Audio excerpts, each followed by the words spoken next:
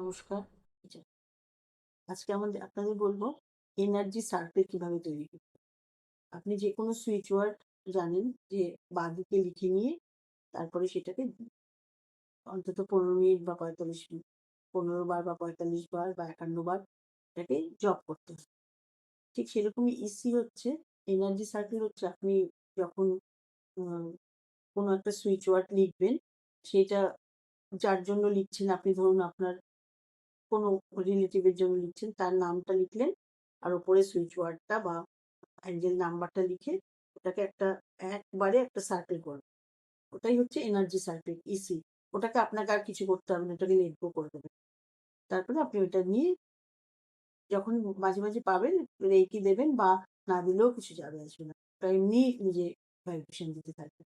আরেকটা আপনাদের বলেছিলাম যে কাস্টমার আ অ্যাট্রাক্ট করার জন্য একটা সুইচ ওয়ার্ড দেবো বলেছিলাম। সেটা হচ্ছে 419 488 71 419 488 71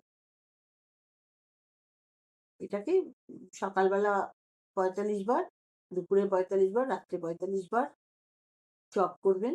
অবশ্যই ফল পাবেন।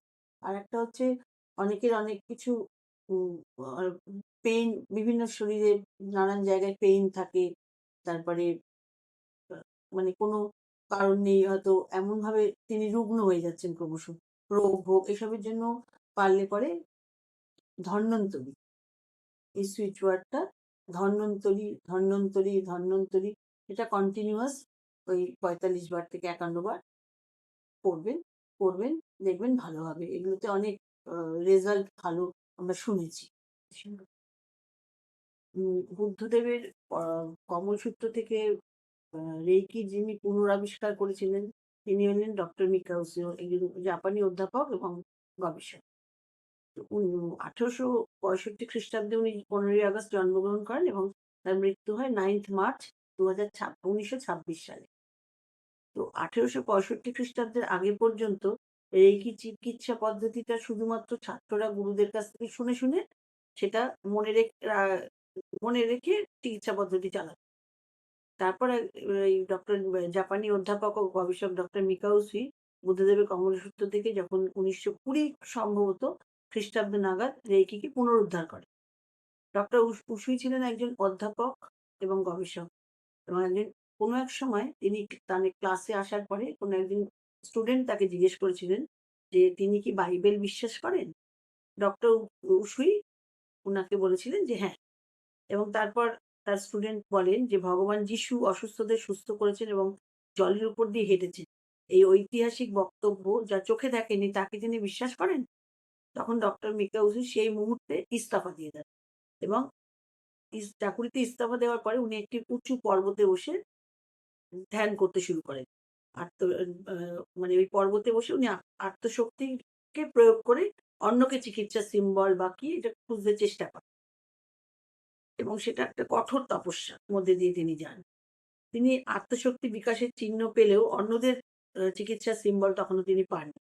এবং তার মঠের সমস্ত মহারাজরা বলতে শুরু করলেন যে, "এটা অত্যন্ত কঠিন একটা তপস্যা। এই তপস্যা উনি কতটা করতে পারবেন সেটা ভেবে নিতে।" কিন্তু অন্যরা বলা সত্ত্বেও এই তপস্যায় এই তপস্যায় খুব জয়ী হওয়া খুব কঠিন। তিনি কিন্তু তার তপস্যায় নিমগ্ন ছিলেন ডক্টর উসুই। ২০ দিন পর, পর তিনি তপস্যা করে প্রত্যেকদিন তপস্যা করতেন এবং একটি করে পাথর নিক্ষেপ করতেন সেই উঁচু পর্বতে।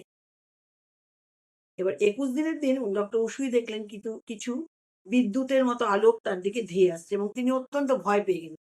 ভয় পেয়ে এবং তিনি অজ্ঞান হয়ে এরপর যখন তার জ্ঞান ফিরল তখন তিনি ৩ টি সিম্বল পেলেন যেটি ৩ টি আত্মশক্তির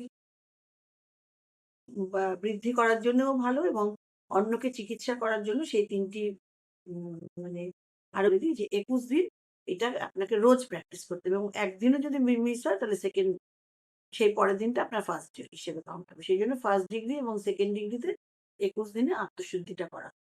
এই ডক্টর মিকাউসি কমলসূত্র থেকে এইভাবেই রেইকিকে আবিষ্কার করেন। নমস্কার, সাথে থাকবেন।